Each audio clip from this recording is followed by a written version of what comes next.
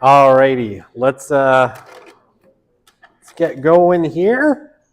Welcome again to SOC 377. So this is Sociology of Youth. I opened a couple of extra seats in the course today, not a whole lot. And so, there's water all over the floor. Is that me leaking everywhere? Maybe I'm like, is that my, oh yeah, sorry, that was my backpack leaking. My cup is overflowing. Okay, that's what happened. Like, why is there water everywhere? It's my fault. Okay, yeah, so if you just joined the class, obviously have a look at the syllabus and you can come talk to me after class. All of the lectures up to date are recorded and they are up on YouTube and you can access them through a link on Canvas. So go ahead and do that to catch up, but you can come and talk to me after class and I'll do my best to answer any of your questions. As you know, I think hopefully today is ad drop. So if you want to get out of this class and not, listen to me talk about youth all semester, today is your very last chance to jump out and pay no fee. Aside from that, let's get into our content for today. We're going to keep talking about our generational cohorts. We left off right in the meat of things talking about the baby boomers. But a couple questions that must have come in at the end of last class. Why doesn't Gen Z have a cool name? Well, the really boring answer is nobody ever gave them one. And people have resisted any efforts to give them a cooler name. Like Gene Twenge proposed the name for Gen Z, iGen, kind of like iPhone or iMac, and it just really didn't catch on, and so she herself also adopted Gen Z as the name of that generational cohort. Millennials, for a long time, people referred to them as Gen Y. And for some reason, at some point, millennials got renamed to millennials. Mostly around the fact that the oldest of the millennials, sort of came of age, around the year 2000. So right around that turn of the millennium. How do generations get named? Well, it's sort of by consensus. People start calling them something and, either that sticks or it doesn't. And if it sticks, you go forward with that. So far, Gen Z seems pretty sticky. It's not my favorite. My favorite one for Gen Z is Zoomers. But that, also has resisted efforts to catch on, so we're kind of stuck with Gen Z. Now, the generation after Gen Z is even worse. It's going between like Gen Alpha and the Polars, and I'm like, okay, these are both stupid names. Someone needs to come up with a better name, but I'm bad at naming things, so I'm not going to try. Thoughts on Gen Beta? I have none because I don't know that the definitional breakdown of Gen Beta yet. We're not even done with Gen Alpha. Okay. When did changes between generations become so prominent and noticeable? I mean, a lot of people would argue that the biggest noticeable change and this idea of like the generation gap, we really get from this transition from the silents to the boomers.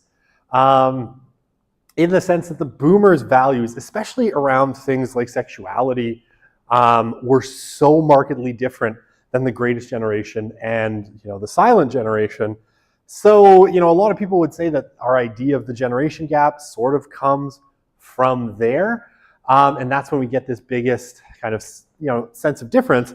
But I think what Twenge would argue, and I think there's merit to this as well, is that as the kind of technological change that generations experience from one cohort to another gets bigger and bigger, right? And you see bigger leaps in technology, those generational changes become more noticeable, right? Because subsequent generations grow up in such a different environment than the generation that preceded it. Okay, so hopefully that answers that question. Like, I am just barely a millennial, right? Just barely a millennial. And my oldest kid, she's 15 now, is just barely at the tail end of Gen Z. So technically, like, we're like one generational cohort apart, but the cultural differences between me and her are vast. They're enormous and almost incomprehensible. And then when you go to my son, who's just at the very beginning of what you would call Gen Alpha, I guess my middle son, because I have two. The other one's like 5, so he doesn't count yet. That gap is, I think, even larger, right? And it's only a 2-year difference between her and him. But he will bore me to death endlessly with Minecraft videos to the point where I would consider taking my own life a blessing. I'm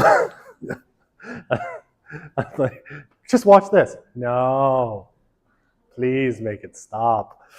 I mean, if there's ever like a resurgent totalitarian regime that just wants to torture people, I think making them watch other people play Minecraft would be a perfectly adequate form of torture. Unless they're Gen Alpha, in which case they'd love it. So it wouldn't work at all. But torture a millennial or Gen Xer, make them watch Minecraft videos. It'd be great. Okay. And I like playing Minecraft. I do. I play it with my son. I hate watching people play Minecraft. I don't understand. All right, so we were talking about technologies. We're talking about the technologies that are kind of key to the life of the boomers. So I kind of outlined, television last time as really critical. Again, this is one that's in a sense shared between the silent generation and the boomers. And we'll see with Gen X, TV is also a really critical technology for Gen X, but it's a little different because there's some key technological differences that kind of creep in. But for the boomers, the difference is television is essentially there from the time that they're very young, right? They grow up with television in a way that the silents didn't. The silents would have remembered a time before television. For the most part, the boomers wouldn't. Okay, and we'll see a similar kind of difference when we talk about millennials to Gen Z when we talk about the internet, right? Millennials remember a time before the internet. And Gen Z really doesn't. Okay, the birth control pill, right? I talked about the birth control pill a little bit last time, right? Separating sex and conception, right? Sex and babies has knock-on effects for the boomers, but every generation subsequent to that as well, in the sense, well, that it kind of brings the baby boom to a close, so it ends the baby boomers as a growing generational cohort. But it also allows lots more opportunities for women to control fertility and therefore access more of public life, right? More time working, more education, all of those things, and more sexual experimentation. Later marriage, we'll see that marriage gets later and later as we go on. Fewer children, declines in fertility, all driven in large part by access to contraception, at least partially. There's some cultural changes that matter as well. All right, and then labor-saving devices, and this is the one I wanted to come back to this class, because I mentioned it briefly at the end of last class, but I don't think I gave them their due, and they are extremely important.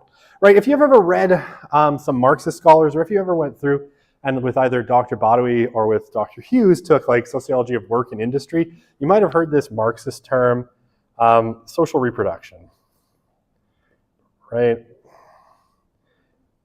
And basically, that is a Marxist term that is meant to sort of connote the labor that it takes to keep society going, right? To basically allow your workers to go to work the next day. And this is things like feeding them, clothing them, keeping their clothes clean, tending to them when they're sick, and all of these things.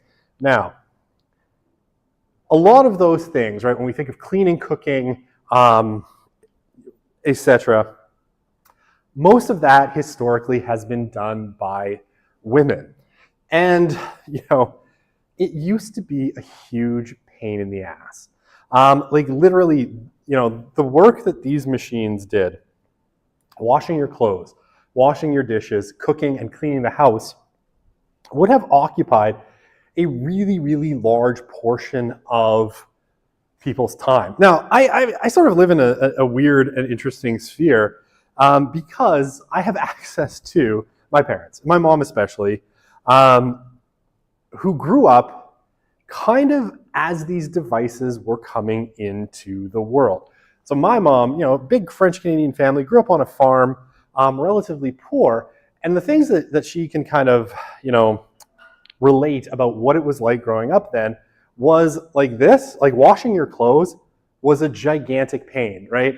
It involved, prior to basic washing machines, you had a wash basin and a scrubbing board, and you would hand scrub every piece of clothing. Now, people didn't have as much clothes as you do. I mean, go into your closet and imagine scrubbing every piece of clothing that's in your closet, and you'll quickly realize, that would take a while. People didn't have as much clothing, but everything had to be hand washed, right? Later, right, you had, machines that would kind of do it for you, but you had to actually manually crank, and my mom remembers this. We went to Fort Edmonton Park with her, and she's like, I remember having one of those, and it's like 1926th Street or something, and my mom's not that old. My mom was born in the 50s, but she still remembers what that was like, and it's like, yeah, my grandmother spent the bulk of her time, cleaning, cooking, cleaning up dishes, and then sewing and mending clothing, right? This is a big part of, and making preserves. That's the other one. Taking stuff from the garden and canning it, right? Basically making preserves that would get you through the winter. So all of these things were, what we would stereotypically call women's work, and much of it was made much simpler by all of these labor-saving devices. And this freed up that key thing that women needed to be able to have to access public life, which was time, right? When these things came in, all of a sudden women had a lot more time. And you get this kind of trope of the bored 50s housewife. And this is where that trope kind of comes from. All of a sudden, a lot of the tasks of social reproduction had been made easier. There's a great episode of The Simpsons, and I know The Simpsons is more like a millennial thing than a Gen Z thing, but where, the Simpsons move over to a different town, right, where Homer's been hired by Scorpio, who ends up being like a Bond villain, to work at the nuclear power plant there. And the house they move into, right, basically has all these automations, and suddenly Marge has nothing to do. So she starts drinking a glass of wine a day, and she's deeply disturbed by the fact that she's just sitting there while these machines like clean her house and do the laundry and all that. And this is kind of what happened, right?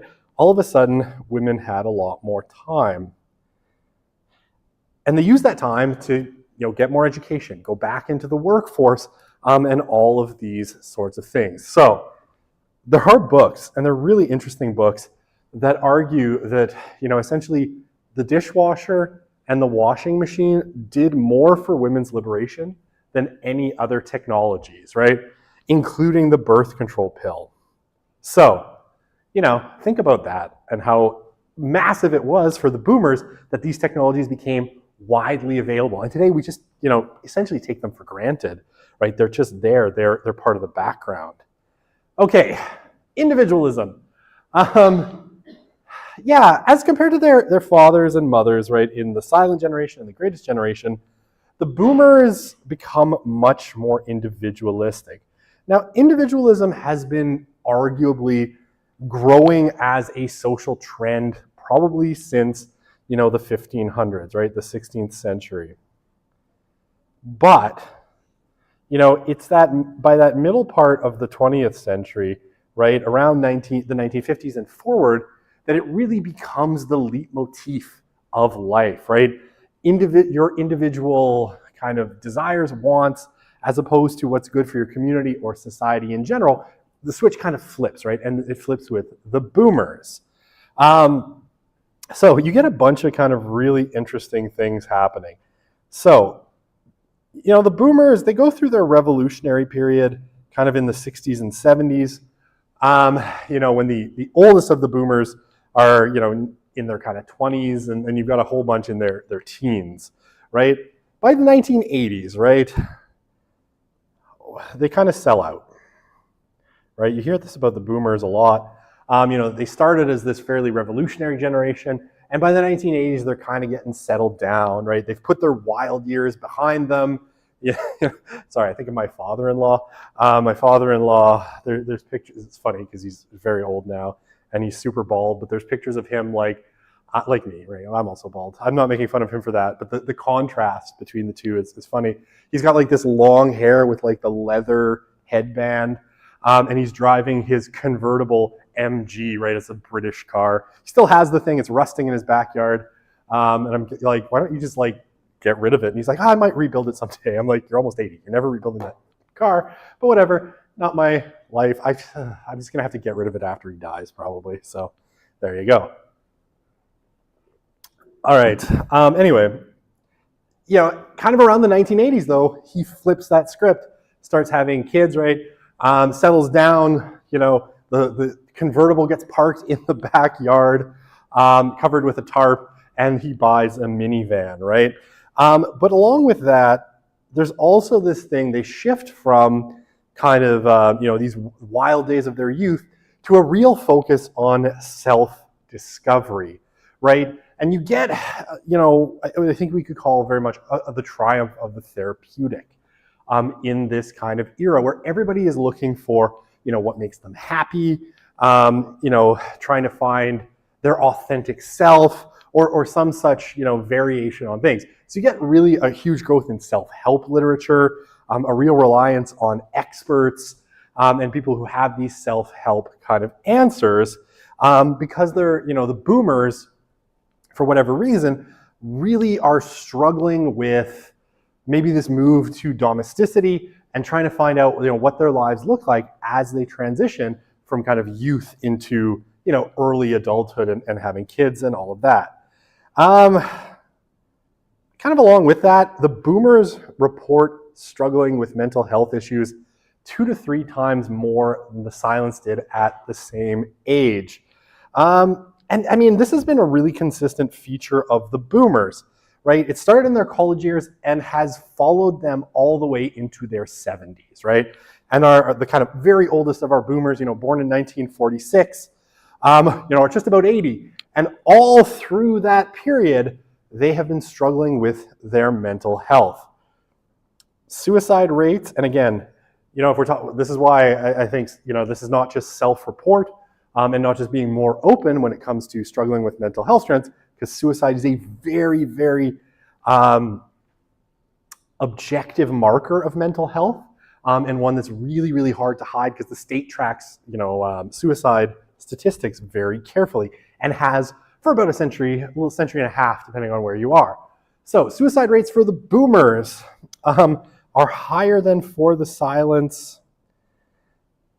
And yeah, an American born in 1964, the last boomer year, was 35% more likely to take their own life than one born in 1935, right? And that is a significant amount. Okay, as they've kind of gone through the life course, we've seen this at every stage, right? When they were in their, in that 45 to 55 demographic, what we saw was a huge rise in what we call deaths of despair. So this is suicide, overdose, typically opioid, but other drugs as well, and liver failure, obviously caused by alcoholism, right? Cirrhosis of the liver, these sorts of deaths. Increased amongst principally working class white people. However, by the time they hit that next area, part of the demographic curve, right, 55 to 64, the death rates for all boomers rose, right? So this is women, and your racial minorities, right? So in the US, this is blacks and Latinos. Rose all through these, despite, rates of cancer and heart disease actually declining, right? So death rates rose, and a large part of this is our deaths of despair, right? So when you hear like rhetoric, you hear it a lot in politics, right? Especially in American politics, of like, the desperate state of white working class America. This is not a right-wing fantasy. For when they were in their 40s and 50s, the white working class really suffered, and that suffering has spread now across all demographics of the boomers. Now, it's really hard to say why, but kind of like, the silents were really well socially integrated, the boomers are much less socially integrated than, previous generations. They checked out of, all sorts of community institutions, religion, social clubs, politics, in numbers greater than, the older generations. They also had much smaller families. So there's a good chance that they're less integrated that way as well, which may be contributing to smaller support networks. Excuse me. All right. So now that we, I know when we're talking about the boomers in their 70s, we're no longer talking about youth, but some of those things that start in youth carry through all life. Okay. So Gen X, born 1965 to 1979. This is, I always want to say this is my sister's least favorite slide because she's born in 1980, but she's rabidly against the idea that she's a millennial. But according to this, she's just at the very top end of millennials in terms of age. She's born in 1980. So this one always makes me a little happy. Not that I like to torment my sister, but she tormented me enough earlier in life that I feel like I get the chance now. Okay, so the boomers, Gen X. So Gen X, right? The children of some of the older boomers and some of the younger part of the silent generation, right? Because again, you've got that kind of cusp of the silents being born in the early 1940s, and then the really old boomers being born in the late 1940s and early 50s. So Gen X, mostly, they're the children of the silents and of the baby boomers, right? Especially the older part of that cohort. So they too are a little bit different. Now, if we think about technologies, do I have their technologies listed separately? I don't. TV is a big one, right? Again, TV is central to a lot of their lives. Again, it's there from birth, right? They are surrounded by television, and a lot of them, will feel that they were kind of raised by television in lots of ways. One of the things that does happen, though, is they're the first generation to experience cable TV, right? And this is a not inconsequential kind of shift in that it opens up a lot more channels and a lot more content to consume in very, very different ways. So with Gen X, they have a lot more access to a lot of different content. Now, okay, I'll get to this in a sec when I talk about less cultural fragmentation, because it's still way less than we do. They're sometimes referred to as the last analog rather than digital generation, in that they are a generation that grew up entirely before the internet, right? They will not really see the internet come as an everyday feature of life until they're well into their teens or into emerging adulthood. So the internet for them is something that comes quite a bit later. In the US, they're the first US generation not drafted into the military, right? So the US, after the Vietnam War's conclusion, goes to an all-volunteer army. So suddenly a lot of those concerns about being drawn into military conflicts is really for those who sign up. So it's, in large part, a feature of the working class, and especially the poor working class that tends to join the military. So there's a change in kind of military culture. They also grow up during the height of the Cold War, right? The sort of, that's how we say, the spiciest days of the Cold War, where the risk of nuclear annihilation seems like a very real possibility, right? At multiple occasions, the United States and the Soviet Union, stand at the nuclear precipice. Things like the Cuban Missile Crisis happened just before, but there's kind of constant tension between the superpowers, through the 70s, the 80s, and then, by the 90s, the Soviet Union has disappeared. Okay, so compared to the two generations that will come after them, right? So we're talking millennials and Gen Z. They experience less cultural fragmentation. And in a lot of ways, they're the last generation that grows up and experiences a very unified culture, right? So cable TV is coming into its own in kind of when they're growing up, but it's not as widely distributed as will come to be. So generally speaking, people tend to consume relatively homogenous culture.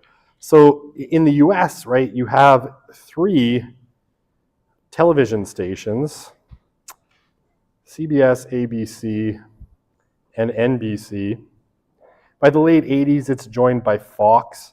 But you essentially have 4 basic what are called broadcast stations, right? So stations that you can get over the air. Canada is much the same, right? In Canada, you would have had, CBC and CTV, and then in large urban centers, you would have had kind of independent television networks. Eventually, they got bought up, and today they're what's called global TV, but they all used to be independent. Like in Edmonton, it used to be ITV, which Channel 8, I want to say, which eventually became global. And this is what people had, was just a couple of television networks, which meant on any given night, right, you had essentially 4 choices of things to watch, whatever was on CBS, ABC, NBC, or Fox. So, people tended to consume the same cultural products, and therefore they had a lot of cultural kind of resonance, right? So the big shows, if you ever wonder, if you talk to someone who's kind of Gen X or older millennial, why everybody knows all of the same references to like The Simpsons, or I guess a little bit later South Park, or some of the key shows. Like if you asked anyone who grew up around the same time as me, everybody knew TGI Fridays on ABC, which had things like Family Matters, Boy Meets World, and a bunch of other shows that I've probably now forgotten about.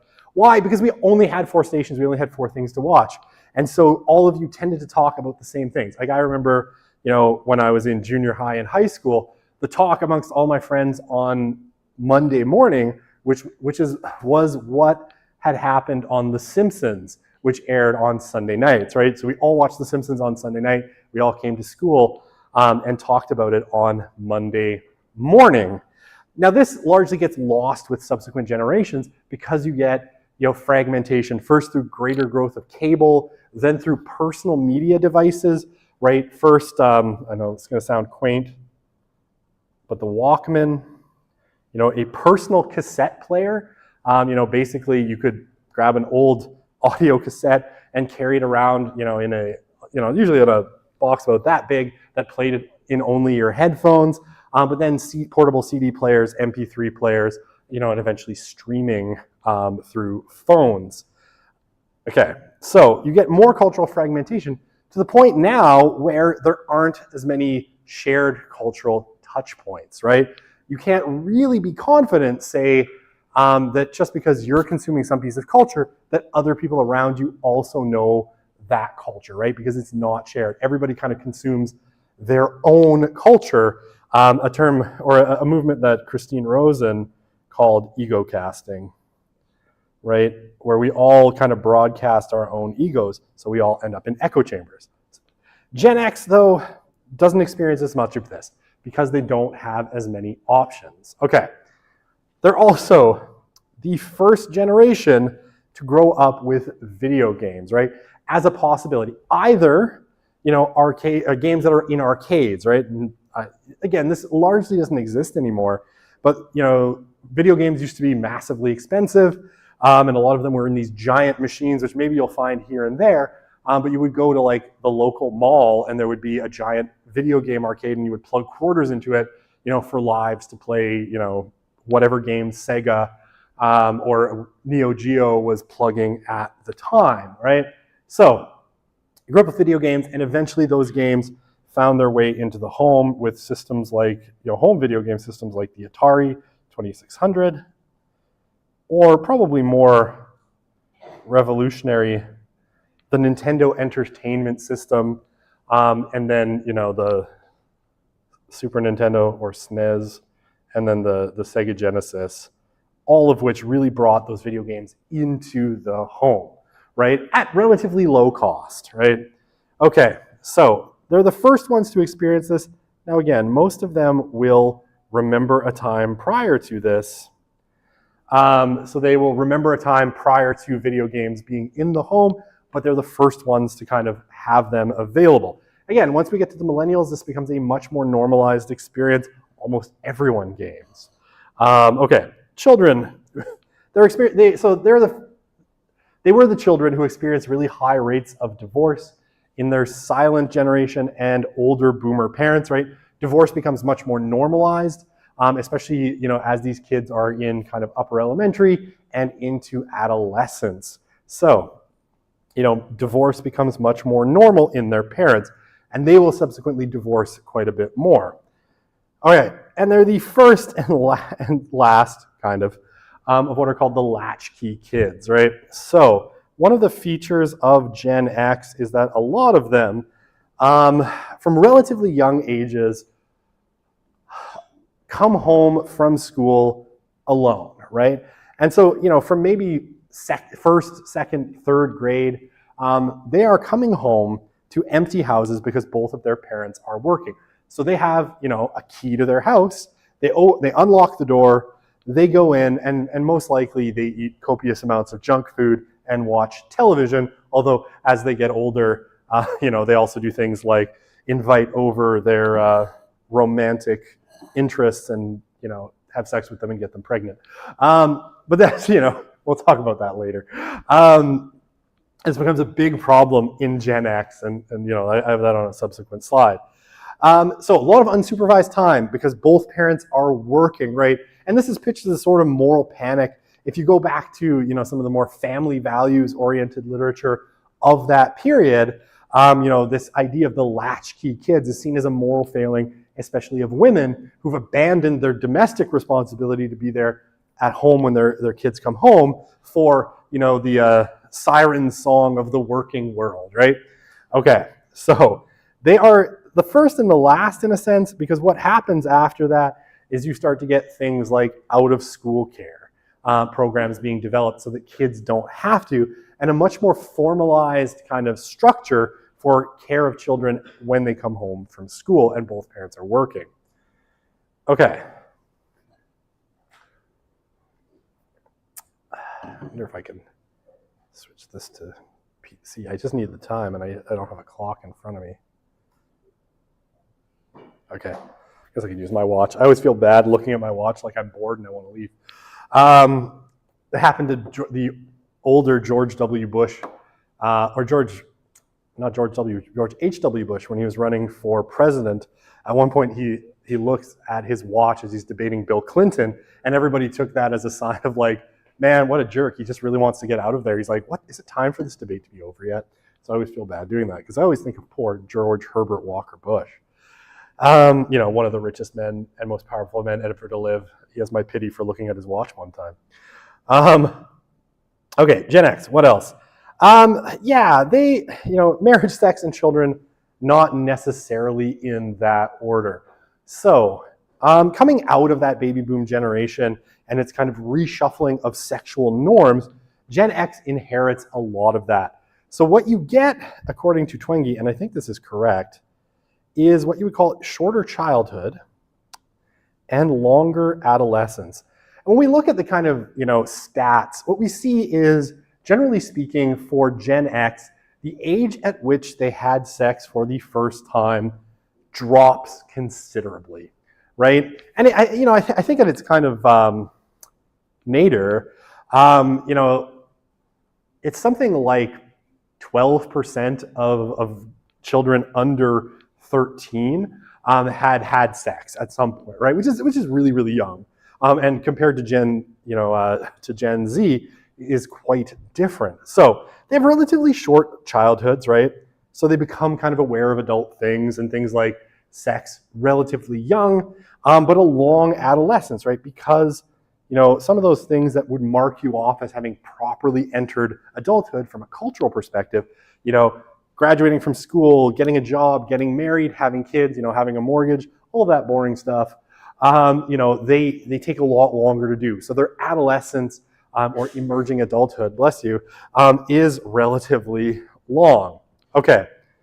And the kind of life course that they take is relatively, I don't want to say out of order, but it doesn't follow the same kind of ordered structure as it would have for previous generations, right? So, for example, the gap between things like losing virginity and getting married gets longer, right? So for boomer women, they had sex only about 2 years before they got married. For Gen X women, it was about 7 years between losing their virginity and moving down the aisle. And things like the age of mother at birth of first child dipped below the age of first marriage for the first time, right? So, marriage, sex, and children, not necessarily in that order, right? Gen X sort of scrambles this. It's sex and children and then marriage, or sometimes sex, then marriage, then children. It's a lot of that cultural structure that had guided people through the life course breaks down, and people are sort of left to figure it out for themselves in whatever way works for them, right? So yeah, you get the uncoupling of children from marriage, right? In 1960, 1 in 20 children were born to unwed mothers.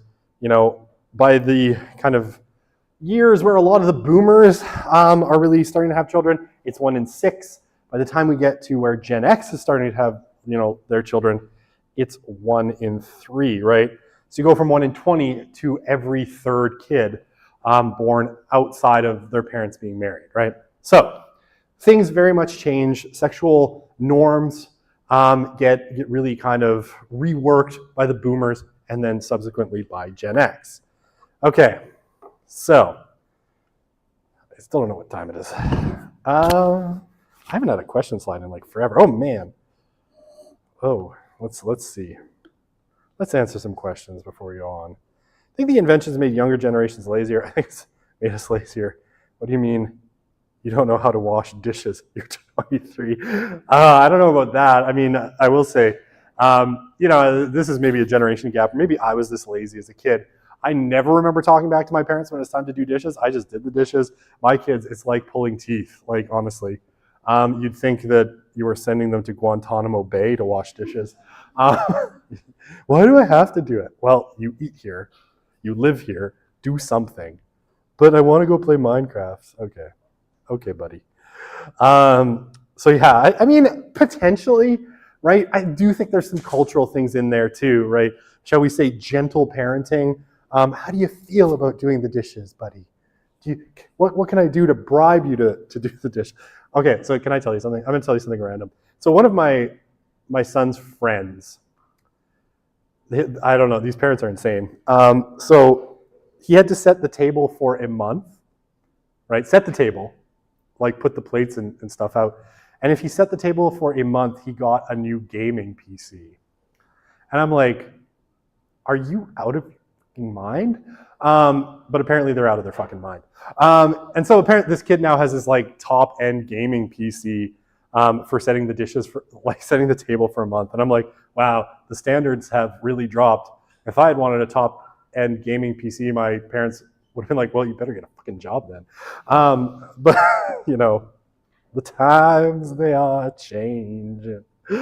Okay, so the boomers just needed more bowling leagues. Yes, the boomers did need more bowling leagues. We'll talk about Bowling Alone later. It's a book by Robert Putnam. I'll mention it like 8,000 times during the course. Bowling leagues are good for you because they get you out and talking to people.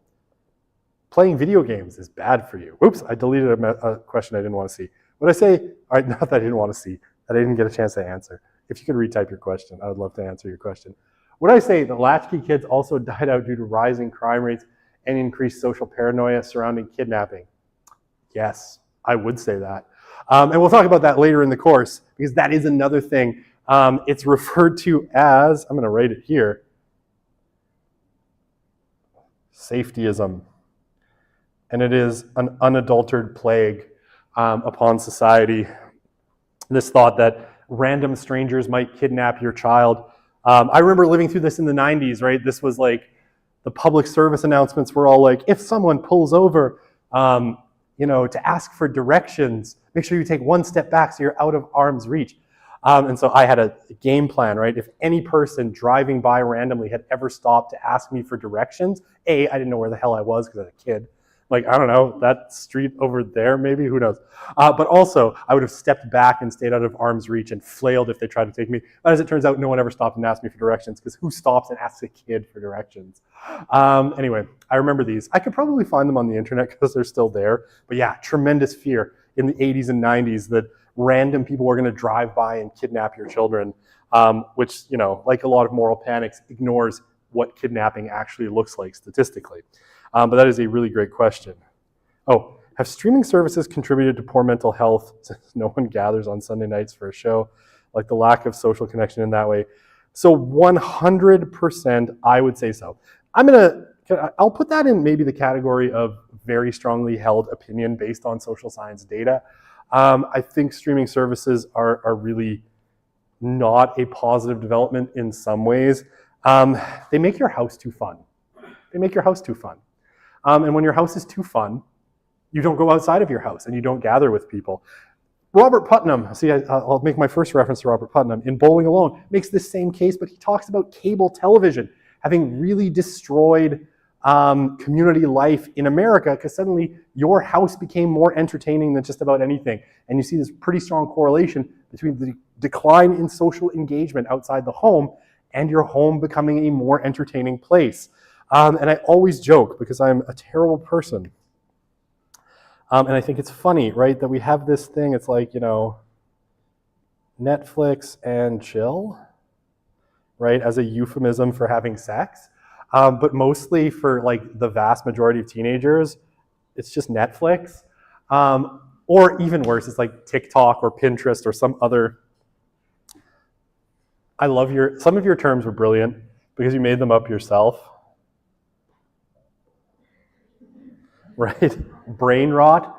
So it's brain rot and, I don't know, die inside, I guess. Rot brain, die inside. So yeah, it's one of those things. All right, so let's not talk brain rot yet. We'll get to that. All right, so Gen X, the self-help generation. So Gen X absorbs a lot of the lessons of the baby boomers. Why? Because cultural trends don't just end abruptly with generational cohorts. Often they are amplified or carried through. So that I said the boomers were really dedicated to self-discovery, right? That's one of their key features. Well, so is Gen X, right? So one of the things that kids during this generation are taught is that self-esteem is paramount. And Twenge, points this out, with the following two stats. In the early 1950s, 12% of teens agreed with the statement, "I am an important person." By the late 1980s, 80% of teens, more than 6 times as many, claimed that they were important. So they answered the same question, right? And this is great stuff. When we see things like, I can't remember which survey this came out of. It's not Monitoring the Future, because Monitoring the Future doesn't go back that far. It's another set of social science data, which is escaping me right at the moment. But, basically, self-esteem, you're an important person, becomes a really central theme, right? And propping up people's self-esteem becomes paramount, right? And you see this again, like this is carried through the millennials, this is carried through Gen Z as well, right? You as a special, unique individual is sort of a trope of modern life in the West, right? You are unique and special. You are a snowflake. Maybe you melt easily. I don't know. I meant more like each one of you is unique and can never be reproduced, even though that's not true about snowflakes either. Okay, so this chart is fun, right? What do we see? The use of the words self-focus and self-esteem in American books, 1950 to 2019. And you see, right, during those Gen X years, it's a pretty steep slope upwards, right? We've got a lot more self-esteem and self-focused literature coming up. And then, I mean, it takes an even sharper jump, right around here, somewhere between 2005 and 2010, when the bulk of, the people in this room were probably pretty young children. So, that. Would I say introverts are failing the test of survival of the fittest? I don't know if introverts is the term I'd use. Shut-ins? Maybe. No, I joke a little bit. I read an interesting study recently that suggested that on the whole, I'll have to find this. I think it was Haidt that published this one. The markers of extroversion have been declining, and the markers are most noted in Gen Z, right? Where you've seen this huge decline in extroversion behaviors, right? Where the whole, it is on Canvas. I can show it to you after your class if you come talk to me. The whole of Gen Z is becoming less extroverted, and this seems to have a pretty strong correlation to the technologies you have, where you sit at home and don't have to build those extroversion skills, even if you are something of an introvert. Okay, are they failing the survival test of the fittest? I don't know. I mean, maybe if the zombie apocalypse comes, it's those people hiding in their house watching Netflix that do best. I don't know. Did the definition of self-focus change? Like a lot of people today are more self-obsessed, but would claim their self-focus if asked. I mean, this is just like the terminology, self-focus, being used in books. But, I might be inclined to agree with you. Okay, shall we? I want to finish Gen X. I got to move more than 2 generations per class at some point. All right, so Gen X. Gen X, also the culmination of a desire for unabashed materialism, which again starts with the boomers. The boomers are a super materialistic generation. We know this because today they have 2 houses, 7 boats, 4 cars or whatever, right? Not all boomers, just my in-laws. Okay, technically they only have 2 houses, 3 cars, and 2 boats. I'm exaggerating a little bit. The boomers are by far the richest and most materialist generation ever, and probably ever will be. But Gen X kind of follows in their ideological footsteps. So one of the things we see amongst Gen X, and again, it starts before Gen X, but Gen X really is this sort of the culmination of it, is a shift from intrinsic meaning or life goals shaped by intrinsic rewards to extrinsic. So what does this mean in principle? Right? Well, this next kind of little bubble here, college students in Gen X are much less likely to say that they are in college to develop a meaningful philosophy of life, as opposed to becoming well off financially, right? So why do people go to college? Well, in the past, many fewer people went to college than today, but in the past, people went, to do things like connect with the tradition of their culture and civilization, to become a cultured or learned person, to engage with, the great traditions, right, of philosophy, literature, etc. It shifts very strongly with the boomers, right? We see that here, right? We see this push for material kind of, what do they want? To be well off financially.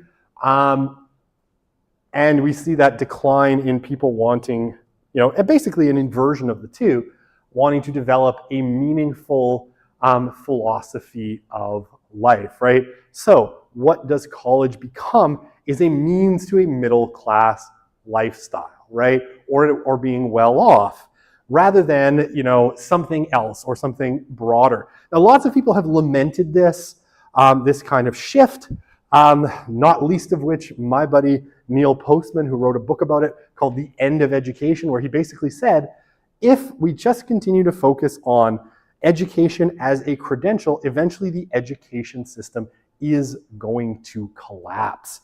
And arguably, we're already seeing this, especially amongst young men. We'll talk about that a little bit later in the course. And I just keep promising other things we're going to talk about later. And I'm sorry, like my brain is not always in order. we'll talk about the crisis of men and boys and declining rates of college attendance for men in particular. It's a really interesting story that we don't have a great explanation for, but it might be related to some of this, right? A shifting priority where it's all just about financial well-being rather than something broader. Okay, how am I doing for time? I'm assuming just amazing. I have like less than a minute. All right, we can't. I can do one more slide. Yeah, mental health for Gen X. Oh, you know what? Okay, I'm not going to push it. I want to give all of this the time it deserves. So we'll see you on Wednesday. We'll continue talking about Gen X. We'll get through the millennials, I hope, and maybe talk a little Gen Z.